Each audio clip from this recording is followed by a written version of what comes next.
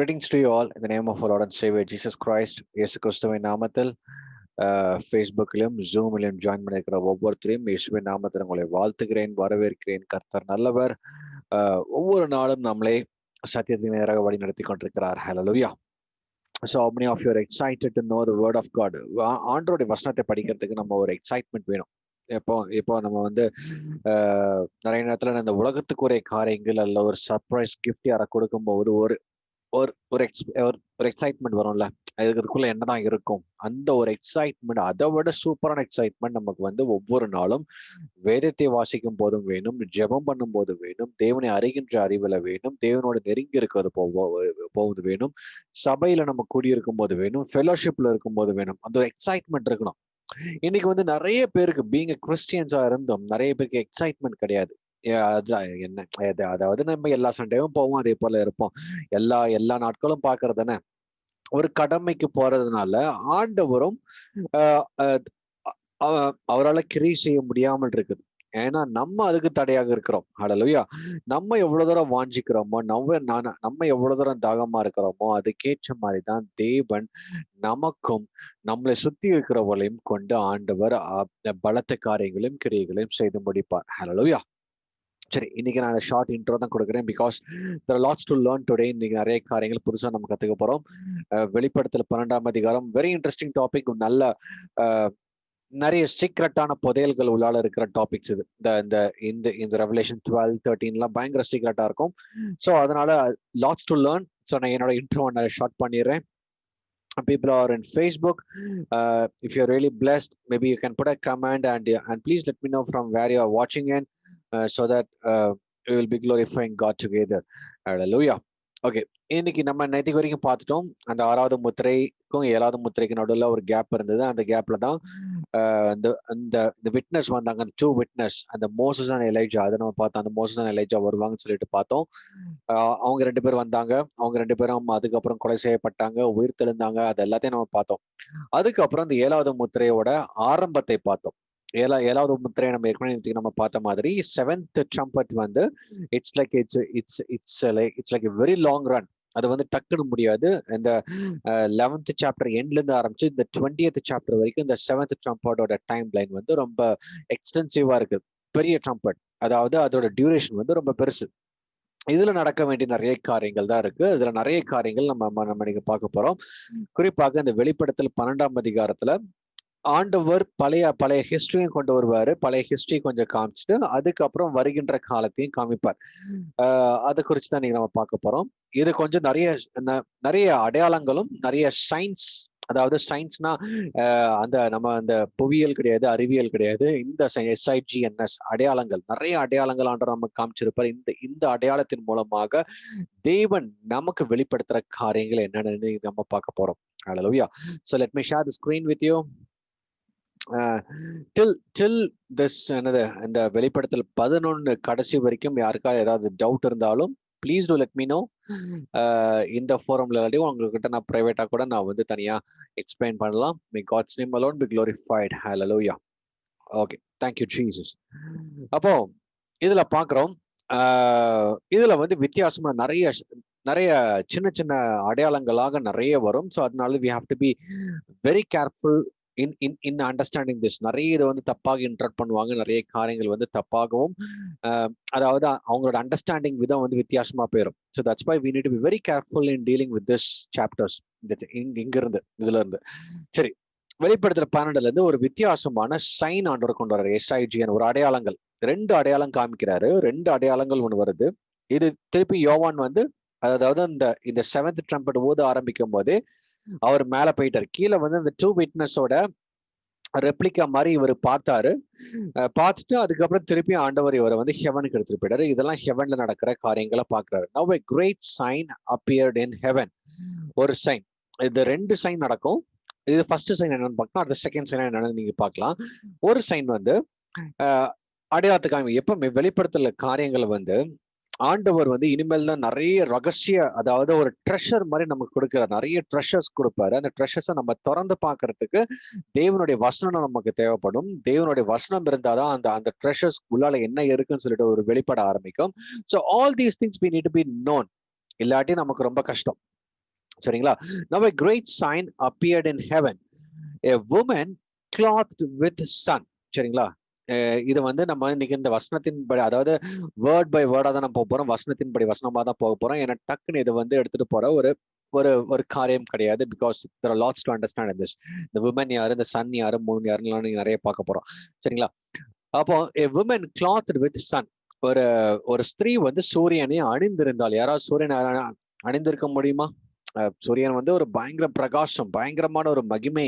அதாவது நம்ம பூமியில இருந்து பாக்குற ஒரு நல்ல ஒரு குளோரியஸ் அப்பியரன்ஸ் கொடுக்கக்கூடிய ஒரு இது வந்து சூரியன் தான். சரிங்களா? பூமியில அந்த அளவுக்கு எந்த எந்த ஒரு பிரைட்டும் இன்னும் கிடையாது. இவங்க எவ்வளவுதான் வந்து சயின்ஸ் மட்டும் பண்ணாலும் சூரியன் அளவுக்கு பிரைட்னஸ் இன்னும் யாருமே பூமியில கண்டுபிடிக்க முடியல. சரி, இங்க இருக்கிற women clothed with the sun, with the moon under his feet, and on her head a garland of 12 stars. சரி, இப்படி ஒண்ணு பாக்குறாரு. ஒரு விமன் இருக்காங்க, அவங்களோட ட்ரெஸ் வந்து சூரியனை போல இருக்கு. அவங்களோட கீழே பாத்தீங்கன்னா அவங்க பாதத்துக்கு கீழே வந்து மூன் இருக்கு, தலைக்கு மேல ஒரு 12 நட்சத்திரம் இருக்கு. இந்த ஹெட்ல வந்து அந்த நட்சத்திரம் மாதிரி, இந்த நட்சத்திர மாலை அழகா சொல்ல போலாம், கார்லண்ட் ஆஃப் 12 ஸ்டார்ஸ் அல்லது நட்சத்திரங்கள் உள்ளான கிரீடமும் இருந்தன, 12 ஸ்டார்ஸ். இது வந்து நிறைய பேர் எப்படி சொல்லுவாங்கன்னா, இது வந்து யாரு, வேர்ஜின் மேரியா தான் இருக்கும், அவங்க தான் வந்து இதெல்லாம். அதாவது ஆண்டவர் ஃபர்ஸ்ட் இந்த சைன் எப்படி காமிக்கிறாருன்னா, இது வந்து ஏற்கனவே அது நடந்து முடிஞ்ச சைன், அதாவது அடுத்தது நடக்க போற சைன், ரெண்டுத்தையும் காமிப்பாரு.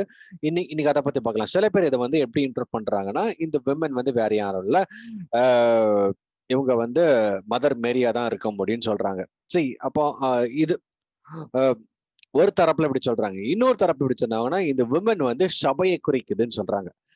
நல்லா பார்க்கும் பொழுது யோவான் வந்து இது அந்தி கிறிஸ்து காலத்துல பாக்குறாரு நடக்க வேண்டிய காரியங்கள். ஹெவன்ல ஒரு சைன் நடக்குது, இது எல்லாமே ஒரு அடையாளம், பூமியில் நடந்த ஒரு அடையாளத்தை திருப்பி பாக்குறாரு. அப்போ இது வந்து வேர்ஜினா இருக்கும், ஐ மீன் இது வந்து மதர் மேரியாக இருக்க முடியாது. ஏன்னா அவங்களுக்கு இந்த அடையாளத்துல எங்குமே பைபிள்ல அவர் ரெப்ரசென்ட் பண்ணல. அவங்க கிளாத்தர் வித் சன்ல அவங்க மகிமையில அவங்க வந்து இது மூணு மாதிரி இல்ல, அவங்களுக்கு கால் கீழே 3 இருந்த மாதிரி இல்ல, அதே மாதிரி 12 ஸ்டார்ஸ் அவங்க மேலே இருந்த மாதிரி இல்ல. அப்ப இது வந்து இந்த அடையாளங்களை வச்சு பார்க்கும்போது இது யாரு நம்ம வந்து வேதத்தின் வசனத்தை வச்சுதான் நம்ம கண்டுபிடிக்கிறோம். இன்னொன்று, இது சில பேர் இந்த விமன் வந்து சர்ச்ன்னு சொல்றாங்க. சர்ச்சாக இருக்க முடியாது, ஏன்னா சர்ச் வந்து இட்ஸ் ஆல்ரெடி டேக்கன் அப். சபை வந்து எடுக்கப்பட்டாச்சு. Those who say that she represents the church claim that she represents the visible or outward church. அப்போ இது இது இது இது வந்து சில பேர் வந்து இதை சர்ச்சா இருக்கும்னு சொல்றாங்க. ஏன்னா சர்ச் வந்து ஏற்கனவே எடுக்கப்பட்டாங்க. அந்த அந்த 4th சாப்டர்லயே அந்த சர்ச்சுங்கிற கான்செப்டே கிடையாது, வந்து பூமியிலிருந்து எடுக்கப்பட்டு அதுக்கப்புறம் அந்த சர்ச்சே, அதாவது டில் அந்த 19th சாப்டர் தான் அதுக்கப்புறம் திருப்பி சபை வந்து 2ஆம் வருகையில இயேசு கிறிஸ்துவோட வருவாங்க. அப்போ இது சர்ச்சாகவும் இருக்க முடியாது. அப்ப இது யாரு நம்ம பிப்ளிக்கலாவே இந்த வசனத்தை வச்சு அன்லாக் பண்ணி பார்க்கணும், இது யாரா இருக்க முடியும்னா, அப்போ ஒரே ஒரு இடத்துலதான் இதை குறிச்சு உள்ள அடையாளங்கள் போட்டிருக்கு. ஜோசப்போட கனவு. யோசேப்பு இந்த மாதிரி ஒரு கனவு பாக்குறாரு. ஆதியாகமம் 37:9 பாத்தீங்கன்னா, behold I have a dream more, and behold the sun, the moon and the 11 stars made obsessed to me. அப்போ அந்த 11 ஸ்டார்னா இந்த யோசேப்பு வந்து இந்த 12th ஸ்டார். அப்படின்னா என்ன அர்த்தம்னா, இதோட மீனிங் என்னோட தாய், என்னோட தகப்பன், என்னோட கூட, அதாவது கூட இருந்த, ஐ மீன் கூட பிறந்த அந்த சகோதரர்கள், அந்த 12 ஸ்டார்ஸ் ரெப்ரசன்ட்ஸ் த 12 ட்ரைப்ஸ். எங்க வந்து 11 சொல்றத ஜோசப் செய்த 12. அப்படின்னா இந்த விமன் யாரா இருக்க முடியும்னா, இட்ஸ் நத்திங் பட் இஸ்ரேல தான் இருக்க முடியும். சரிங்களா? இந்த அடையாளத்துல, அதாவது இந்த sun, cloth with sun, the moon under feet, எப்பவுமே ஆண்டவர் வந்து வசனத்துக்கு புறம்பாக எந்த ஒரு அடையாளத்தையும் காமிக்க மாட்டார். எல்லாமே வசனத்தின் பேஸ் படி தான் இருக்கணும். சரிங்களா? வெர்ஜின் மேரியே எங்குமே இப்படி ரெப்ரசன்ட் பண்ணது கிடையாது. சர்ச்சையும் எப்படி இங்க ரெப்ரசன்ட் பண்ண கிடையாது. ஆண்டவர் சர்ச்சை வந்து இப்படி இன்னும் கிளாத் பண்ணல இந்த மாதிரி. அப்ப பழைய ஏற்பாட்டுல இந்த யோசேப்பு, அதாவது யோசேப்பு பார்த்த கனங்க, அந்த கனவு, அப்ப வந்து அந்த ஜேக்கோபோட சன்ஸ் தான் அந்த 12 பேர் வருவாங்க. அவங்கதான் ஆக்சுவலா Israel. they are the representative of Israel, or they are the origin of the Israel. அப்போ இந்த விமன் வந்து யாரை மென்ஷன் பண்றாங்கன்னா இஸ்ரேல். அப்போ இஸ்ரேல் தேசத்தையோ இஸ்ரேல் ஜனங்களையும் மென்ஷன் பண்றதா இந்த விமன். சரிங்களா? அப்ப இந்த ஃபர்ஸ்ட் வசனம் உங்களுக்கு புரிஞ்சிருக்கும் இது யாருன்னு சொல்லிட்டு. சரி, இந்த சைன் அப்படியே வச்சுக்கோங்க. ஆண்டவர் ஒரு அடையாளத்தை காமிக்கிறாரு. இந்த அடையாளம் வந்து ஆண்டவர் டைரக்டா வந்து இஸ்ரேல்னு சொல்லியிருக்கலாம். எப்பவுமே ஏன் இந்த அடையாளத்தை காமிக்கிறாருன்னா, பிசாசானவனுக்கு புரியாது. எப்பவுமே பிசாசுக்கு புரியக்கூடாதுன்னு தான் ஆண்டவர் சில நேரத்தை பழைய ஏற்பாட்டு காலத்திலே இயேசு கிறிஸ்து நிறைய இடத்துல வெளிப்பட்டார். ஆனா இயேசுங்கிற நாமம் யாருக்குமே தெரியாம இருந்தது, இன்க்ளூடிங் பிசாசுக்கும்.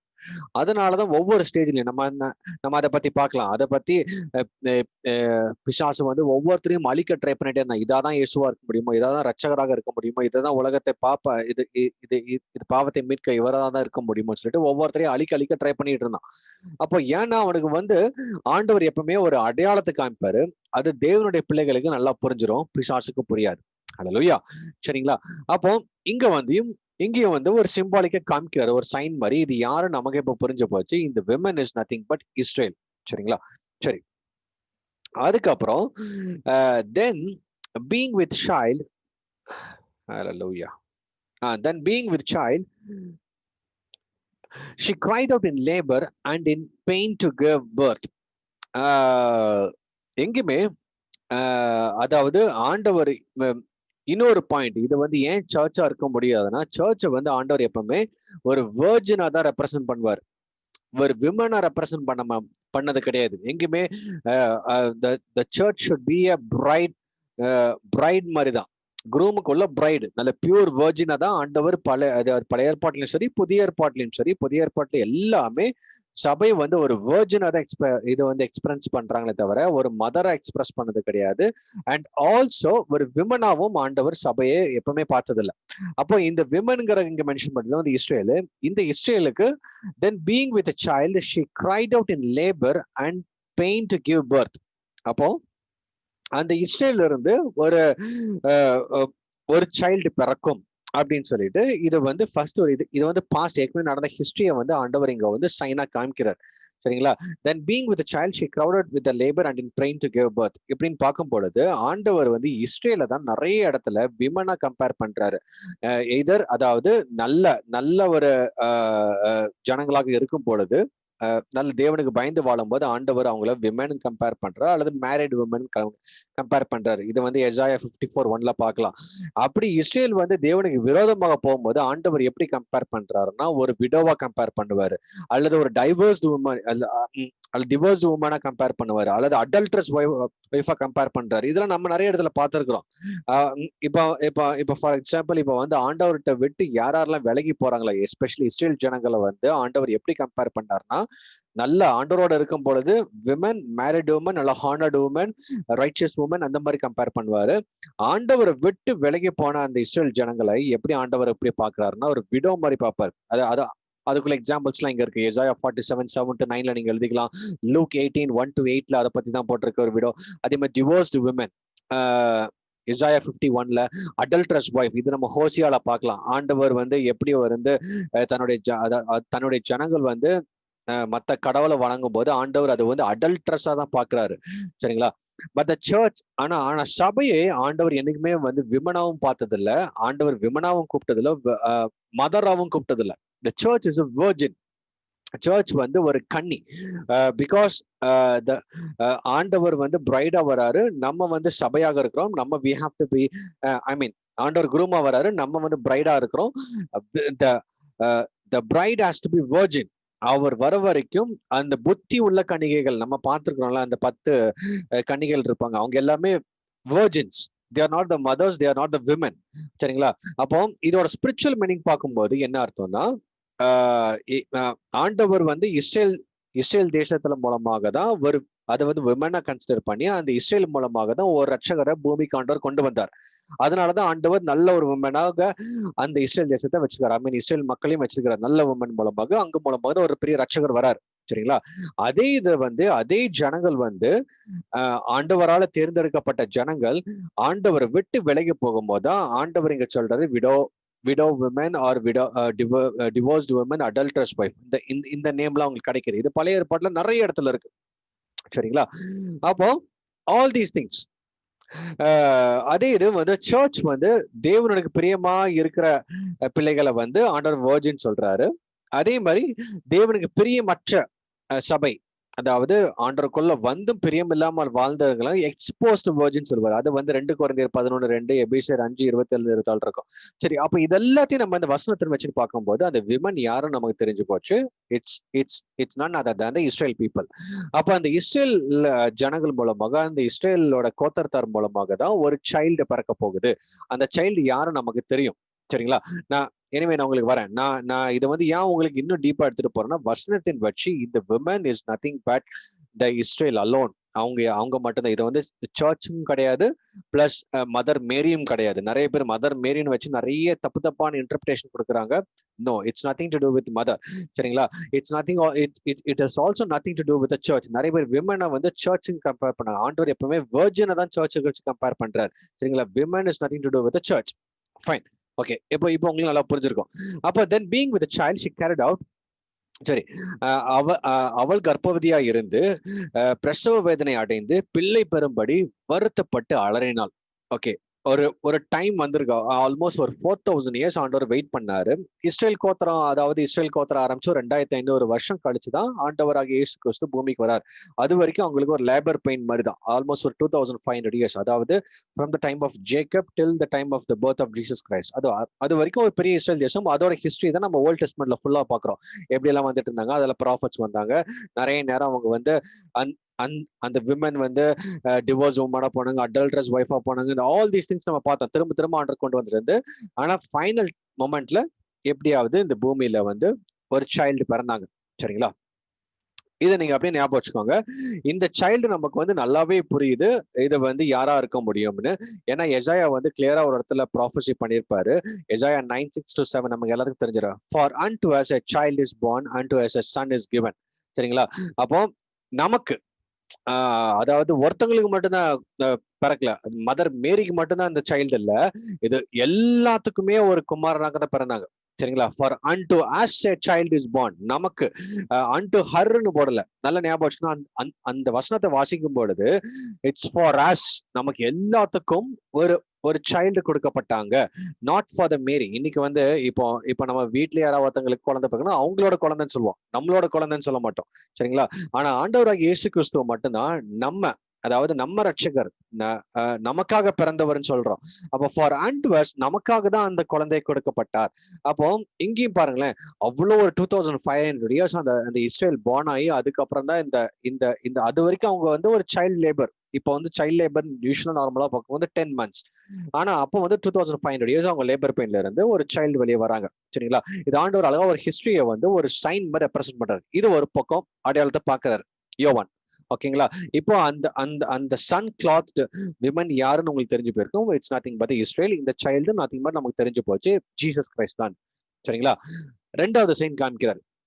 அடுத்த வசனம் எத்தனை பேருக்கு புரியுது? And another sign appeared in heaven. அடுத்த சைன். ஓகே, ஃபர்ஸ்ட் சைன் வந்து அந்த அது ஒரு உமனோட சைன். அந்த உமன் யாரும் கண்டுபிடிச்சிட்டோம். Next sign, and another sign appeared in heaven. Behold, a great fiery red dragon having 7 heads and 10 horns and 7 diadems on his head. அப்பொழுது வேறொரு அடையாளம் வானத்தில் காணப்பட்டது. 7 தலைகளையும் 10 கொம்புகளையும் தன் தலைகளின் மேல் 7 முடிகளும் உடைய சிவப்பான பெரிய வலு சிற்பமாய் இருந்தது. ஃபர்ஸ்ட் ஒரு அழகான ஒரு அந்த சன் கிளாத் உமன், நல்லா பாக்குறதுக்கே ஒரு கிரேஷியஸான ஒரு இது. இப்போ வந்து ஒரு பயங்கரமான உருவம். ரெண்டு அடையாளத்தை பாக்குறாரு. ஒரு உருவம் அது, இன்னொரு உருவம் இது. அப்ப ரெண்டு இது பாக்குறாரு. இது யாரும் நமக்கு வந்து இது பார்த்தோன்னே புரிஞ்சிருக்கும். இந்த ஃபயரி ரெட் டிராகன், சர்பென்ட், இந்த மாதிரிலாம் பார்க்கும் பொழுது நமக்கு புரிஞ்சு போச்சு இது வந்து பிசாசாக தான் இருக்க முடியும். ஏன்னா இது வந்து நமக்கு வந்து ஈஸியா புரிஞ்சு போச்சு. அதாவது அந்த ஃபயரி ரெட் டிராகன் ரெப்ரசன்ட்ஸ் அவனோட அந்த பிளட், அந்த பிளட் சக்கிங். அதாவது நிறைய விசுவாசிகளை கொண்டா, நிறைய தேவ பிள்ளைகளை கொண்டா, நிறைய காரியங்களை பண்ணான். சரிங்களா? அப்ப அந்த 7 ஹெட்ஸ் அந்த 10 ஹார்ன்ஸ் எல்லாமே அவனோட கிங்டம். அதாவது இது வரைக்கும் வந்த அந்த 7 பெருந்தலைகள், அதாவது 10 ஹார்ன்ஸ் வந்து அந்த இனிமேல் வரப்போகின்ற அந்த 10 அந்த யூரோப்பியன் யூனியனோட இது பிளஸ் அந்த 7 ஹெட்ஸ் வந்து இது வரைக்கும் வந்து அந்த 7 பெரிய சாம்ராஜ்யங்கள். அப்போ அது எல்லாமே அவனுடைய கண்ட்ரோல்ல தான் இருந்திருக்கு. அதுக்கு எல்லாமே அவனுக்கு மேல இருக்குது அந்த 7 diadems on his head. எல்லாமே அவன் வந்து ராஜரீகம் பண்ணியிருக்கான். இது வரைக்கும் உள்ள எல்லா ராஜாக்களும், இது வரைக்கும் வந்த எல்லா பூமியில ஆண்ட பெரிய பெரிய சாம்ராஜ்யங்களும் அவனுடைய கரத்துல தான் இருந்துன்னு சொல்லிட்டு அவனை வந்து சிம்பாலிக்கா இங்க வந்து ரெப்ரசன்ட் பண்ணி காமிக்கிறார். சரிங்களா? இது வந்து நம்ம கிளியரா தெரிஞ்சு போச்சு. இது வந்து nothing but the world serpent. ஏன்னா அடுத்த வசனத்துல நம்ம பார்க்கும்போது 9th verse பார்க்கும்போது இவன் யாரும் நல்லா நம்ம கிளியராகவே தெரிஞ்சிடும். வேர்ல்டு சர்பண்ட்னு போட்டிருக்கோம் இவனை பத்தி. அதாவது இந்த செகண்ட் சைன் வந்து வேர்ல்டு சர்பண்ட், பழைய பாம்புன்னு போட்டிருக்கோம். பல நமக்கு நல்லாவே தெரிஞ்சு போச்சு. இந்த ரெட் கலர், அதாவது இவன் வந்து பிசாசானவன், சேட்டன். அப்போ in the 7 heads, 10 horns, and the 7 crowns, these are the emblems of the universality of his earthly dominion. இந்த பூமியில இத்தனை வருஷம், கிட்டத்தட்ட ஒரு 6000 வருஷம் அநேக சாம்ராஜ்யங்களை உண்டு பண்ணா. பாபிலோன் சாம்ராஜ்யம், மேடோ பெர்சியா சாம்ராஜ்யம், கிரேக்க சாம்ராஜ்யம், அதுக்கப்புறம் ரோம சாம்ராஜ்யம், அதுக்கப்புறம் இருந்த நிறைய சாம்ராஜ்யங்கள் எல்லாத்துலயும் இவனுடைய ஆட்சி இருந்தது. இனிமேல் வரப்போகின்ற அந்த அந்த 10 ஹார்ன்ஸ், அந்த சாம்ராஜ்யமும் இவனோட கண்ட்ரோல் தான் இருக்கும். அது வந்து அந்திகிறிஸ்து ஆட்சியில அந்த 10 யூரோப்பியன் யூனியன்ஸ், அந்த கண்ட்ரிஸோட ஹெட்டாவும் இவன் இருப்பான். சரிங்களா? ஸோ ஆல் தீஸ் திங்ஸ் இதை வந்து ஒரு சிம்பாலிக்கா அடுத்த சைன் காமிக்கிறார். ஃபைன்.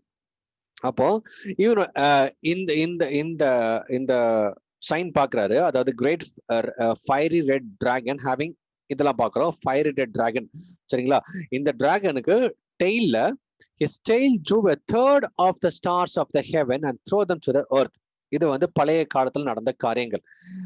பிசாசானவன் தள்ளப்படும் பொழுது, பூமி மேல வந்து விழும் பொழுது, பூமியில அதாவது அவனோட சேர்ந்து 3ல் 1 பங்கு தேவதூதர்களையும் இவனோட சேர்ந்து இழுத்துட்டு வந்துட்டான். புரியுதுங்களா? இப்ப ஃபார் எக்ஸாம்பிள், ஆண்டவர் வந்து எல்லாத்தையும் வந்து ஆராதிக்கிறதுக்காகவும் நிறைய தூதர்கள் அங்க படைச்சார். அப்ப ஹெவன்ல இருந்து 3ல் 1 பங்கை இவன் விழும்போது இவனோட சேர்ந்த கூட்டாளிகளாக அவனையும் கொண்டு வந்துட்டான். சரிங்களா? அவங்க எல்லாம் குட்டி பிசாசா கூட இருக்கலாம் இப்போ. ஃபைன். அதனாலதான் இங்க அடுத்தது இன்னொரு அடையாளம் மாதிரி கொடுத்திருக்காரு. யாரா அந்த அந்த செகண்ட் சைன் யாரா இருக்க முடியும்? அந்த ரெட் ஃபயரி டிராகன் யாராக இருக்க முடியும்? அவனோட டெய்ல் வந்து it drew third of the stars of heaven and threw them to the earth. And the dragon stood before the woman who was ready to give birth to devour her child as soon as it was born. இது வந்து பழைய history. இது வந்து நம்ம Bible நல்லா படிக்கும் பொழுது இப்போ பிசாசானவன் எப்படியாவது இந்த பூமியில் உள்ள ரட்சகரை அழிக்க வேண்டும் அவனுக்கு ஒரு மிகப்பெரிய பிளான். ஆண்டவராக இயேசு, அதாவது பிதாவானவர் ஏதேன் தோட்டத்துல சர்ப்பத்தை சபிக்கும் பொழுது சொன்னாரு, அதாவது இந்த ஸ்திரீலிருந்து பிறக்கிற ஒரு வித்து வந்து உன் தலையை நசுக்குவான், நீ அவனோட குதிகாலை அடிப்ப, அவன் வந்து உன் தலையை நசுக்குவான். இது மட்டும் அவனுக்கு தெரிஞ்சு போச்சு. அப்போ இந்த ஸ்திரீலிருந்து வர வித்து, அதாவது அந்த ஏவாள்ல இருந்து வருகின்ற ஒருத்தர் தான் என்னைய வந்து அடிப்பான் போல இருக்குன்னு நினைச்சிட்டு என்ன பண்ணிட்டான்? சரி, ஃபர்ஸ்ட் பிறந்தது காயின் ஆபேல், ஃபர்ஸ்ட் பிறந்தவன், அதாவது அதான் அந்த ஃபர்ஸ்ட் பார்ன், அந்த காயின் தான் மூத்தவன். சரிங்களா? அவனை கொண்டுடலாம், அதாவது அவனை வந்து தீட்டுப்படுத்திடலாம் சரின்னு சொல்லிட்டு அப்போ வந்து அங்கதான் அந்த கொலையெல்லாம் கொண்டு வரான், பாவத்தை கொண்டு வரான், என்னென்னமோ பண்ணி பாக்குறான். அதுக்கப்புறம் ஒவ்வொரு டைம் ஃப்ரேம்லயும் அவனுக்கு வந்து யாரு அதாக இருக்க முடியும்னு அவனுக்கு தெரியல. நிறைய காலம் இது வந்து அப்ப மோசையோட நாட்கள்லயும் பார்த்தான். அப்ப மோசேவா தான் ரட்சகரா இருக்க முடியும்னு சொல்லிட்டு மோசையோட நாட்கள்லயும் ஒரு பெரிய அழிவு வந்தது. அதனாலதான் மோசேவை அந்த பெரிய அந்த கூடையில போட்டு அவனை மட்டும் தனியாக காப்பாத்தி அரண்மனையில வளர்க்க வச்சு இதெல்லாம் பார்த்திருக்கோம். ஏன்னா அப்பவும் 2 வயசு கீழே எல்லாமே ஒரு பெரும் அழிவு வந்தது. அதே போல நிறைய ஸ்டேஜஸ் வந்துட்டு இருந்தது. ஈவன் இயேசு கிறிஸ்து பிறக்கும் போது கூட ஹேரோத் ராஜா மூலம், பிசாசானவன் ஹேரோத் ராஜா மூலமாக கூட அந்த இடத்துல ஒரு பெரிய கட்டளைகள் இட்டாங்க. 2 வயசு கீழே எல்லா குழந்தைகளும் அழிக்கப்பட வேண்டும். அப்போ தான் இவங்க வந்து எஜிப்டுக்கு போய் தப்பிச்சு, அதுக்கப்புறம் அந்த ஏரோது இறந்ததுக்கு அப்புறம் தான் திருப்பி இவங்க தேசத்துக்கு வந்தாங்க. ஸோ இதெல்லாமே அப்போ பிசாசானவனுக்கு இது எப்பந்தான் இந்த இஸ்ரேல்ல இருந்து ஒரு ரட்சகர் பிறப்பாருன்னு காத்துக்கிட்டு இருந்தான். இஸ்ரேல் வந்து தேவனுடைய பிள்ளைகள், அப்ப தேவனுடைய சந்ததி, அதான் அந்த விமன். அப்ப அந்த விமன் வந்து கிட்டத்தட்ட ஒரு 2000 வருஷமாக இந்த இந்த இந்த பர்த் பெயினை அவங்க தாங்கிட்டு இருக்காங்க. ஒரு ஏற்ற வேலை வரும்போது அந்த குழந்தை பிறகுறாங்க. அதான் இயேசு கிறிஸ்து. இந்த வருகின்ற இந்த ரட்சகர் யாருன்னு சொல்லிட்டு அவனுக்கு இந்த 2500 இயர்ஸா அவனுக்கும் தெரியாது. அதனாலதான் ஒவ்வொரு டைம்லயும் ஒவ்வொருத்தரையும் கொல்ல ட்ரை பண்ணிட்டே இருந்தான். எப்படியாவது அழிக்கணும் அவங்க பிறக்கும் போதே முழிச்சுன்னு சொல்லி இது வந்து நிறைய எக்ஸாம்பிள்ஸ் நம்ம பார்க்கலாம், நிறைய காரியங்கள். ஈவன் ஆப்ரஹாமோட டைம்லயும் ஆப்ரஹாம் வந்து 25 இயர்ஸ் அந்த சீடே பிறக்கல அவருக்கு. ஏன்னா அதான் வந்து அடுத்த ஒரு மேஜர் சீடு. சரிங்களா? அப்போ ஆண்டவர் ஒரு ப்ராமிஸ் பண்ணிருக்கிற, அந்த ப்ராமிஸ் பிறக்கல. அப்புறம் அந்த ப்ராமிஸ்க்கு கடைசியாக ஒரு குழந்தை பிறந்தது, அதான் ஐசக்கா இருந்தாங்க. அப்போ அந்த ஐசக்கா வந்து வளர்ந்து ஒரு 12 வயசு ஆகும்போது திருப்பி ஆண்டவர் இன்னும் ஒரு டெஸ்ட்டை வைக்கிறார்.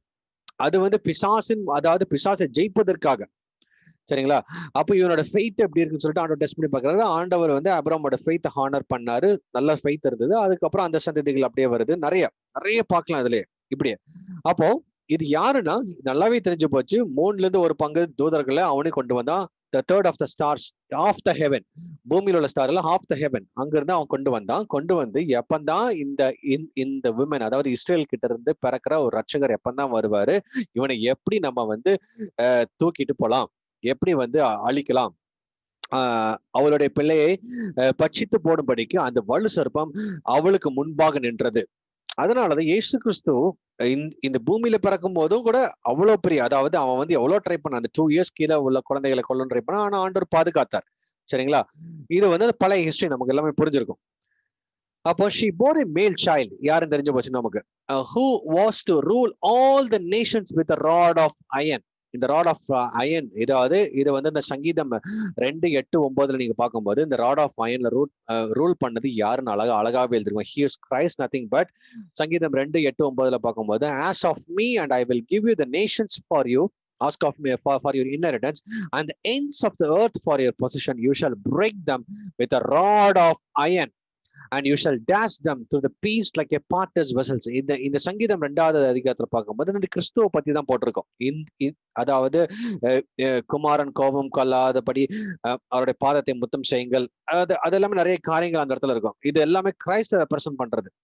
அப்போ ஒரு 2500 இயர்ஸ் கழிச்சு அந்த இஸ்ரேல், அதாவது அந்த சன் கிளாத்டு விமன், அவங்க வந்து ஒரு சைல்டு, மேல் சைல்டு தான், அது யாருன்னு தெரியும் நமக்கு, வந்து இயேசு கிறிஸ்துன்னு தெரியும். சரிங்களா? பிறந்துட்டாங்க. பிறந்த உடனே and our child was caught up to God and his throne. இது வந்து உடனே எடுத்துட்டு போறது கிடையாது. இந்த சைல்டு வந்து உடனே அவங்க மேல போகல. இந்த சைல்டு வந்து ஒரு 33 வருஷம் பூமியில இருந்தாங்க. அது 3.5 வருஷம் ஊழியம் பண்ணாங்க. அதான் இயேசு கிறிஸ்து நல்லாவே தெரியும் நமக்கு.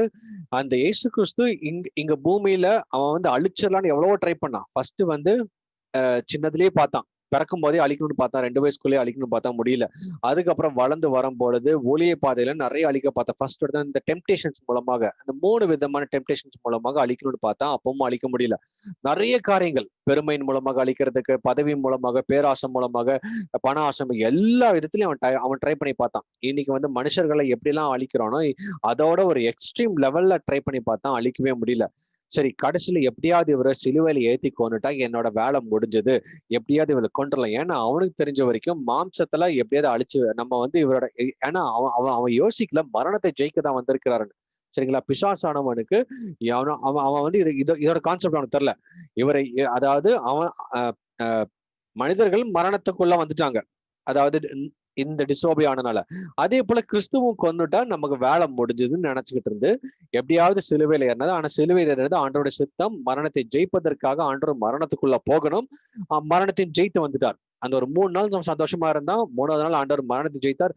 எப்போ மரணத்தை ஜெயித்தாரோ பிசாசுடைய அதிகாரம் முறியடிக்கப்பட்டது. ஹல்லேலூயா. அப்போ அந்த ஜெயித்து தான் அதுக்கப்புறம் 40வது நாள்ல திருப்பி he was caught up to God. ஓகேங்களா? இதோட டைம் ஃப்ரேம் உங்களுக்கு நல்லா புரிஞ்சிருக்கும். பூமியில வந்து ஒரு 33 வருஷம் அவரோட வேலையை முடிச்சிட்டாரு. பிசாசோட தலையை நசுக்கிட்டாரு. அவனுக்கு அதிகாரம் கிடையாது. அந்த வித்து, அதாவது ஏவாள்கிட்ட சொன்ன அந்த காரியங்கள் வந்து, அதாவது இவளோட வித்து வந்து உன் தலையை நசுக்கும்னு சொன்ன மாதிரி சிலுவையில ஆண்டவர் அடிச்சிட்டாரு. இவன் வந்து குதிகாலம் மட்டும்தான் அடிச்சான், அதாவது அந்த ஆணி அடிக்கிறது. ஆனா குதிகால அடிச்சும் ஆண்டவர் மரித்தும் 3வது நாள் உயிர் தெழுந்து இவன் தலையை அடியோட நசுக்கிட்டார். பாம்பை வந்து தலையில தான் நசுக்கணும். சரிங்களா? அதனாலதான் இங்க வந்து அழகா போட்டிருக்கோம். இவர் அழகா நசுக்கி முடிச்சுட்டு then he was caught up to God and his throne. இப்ப வந்து தேவனோட இருக்கிறார். சரிங்களா?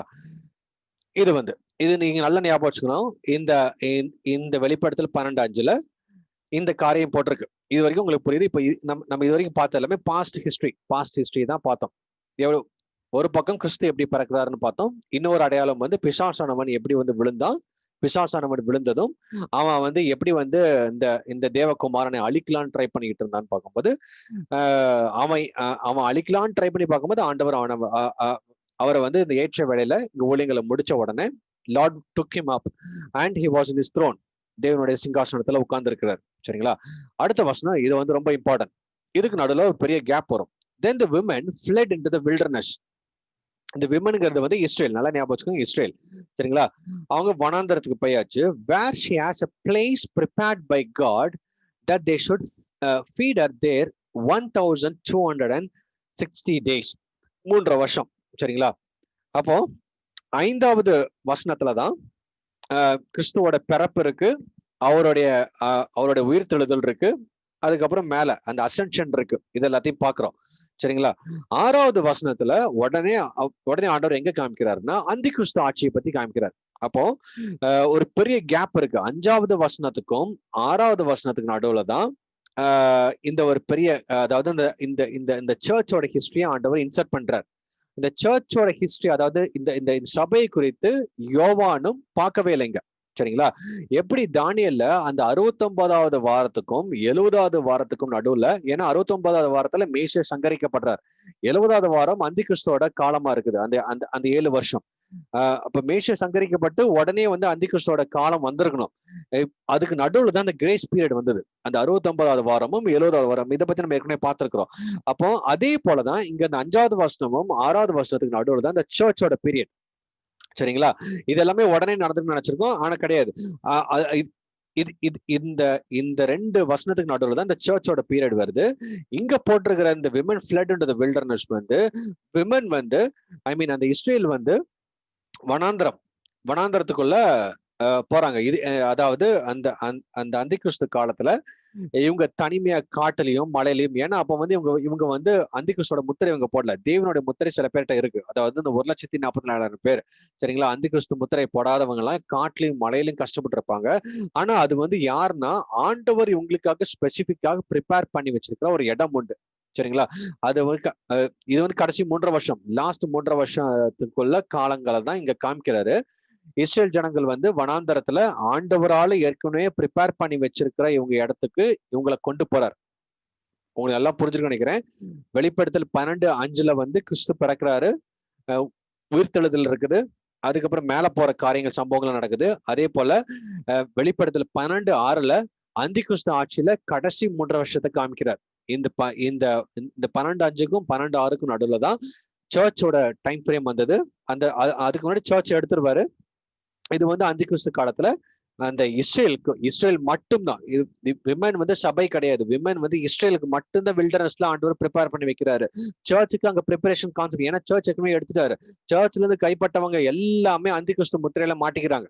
சரிங்களா? அப்போ so we have only one option, அந்த சீக்ரெட் கம்மிங்ல நம்ம போயிடணும். இன்னைக்கு நிறைய பேர் இந்த விமனை சர்ச்சுங்க சொல்லி இன்டரப்ட் பண்ணிட்டு, நமக்கும் இங்க ஆப்ஷன் இருக்கு, நம்மளுக்கும் ஆண்டவர் வந்து இந்த இந்த இந்த அந்தி கிறிஸ்து காலத்துல ப்ரிப்பேர் பண்ணி வச்சிருவாங்க.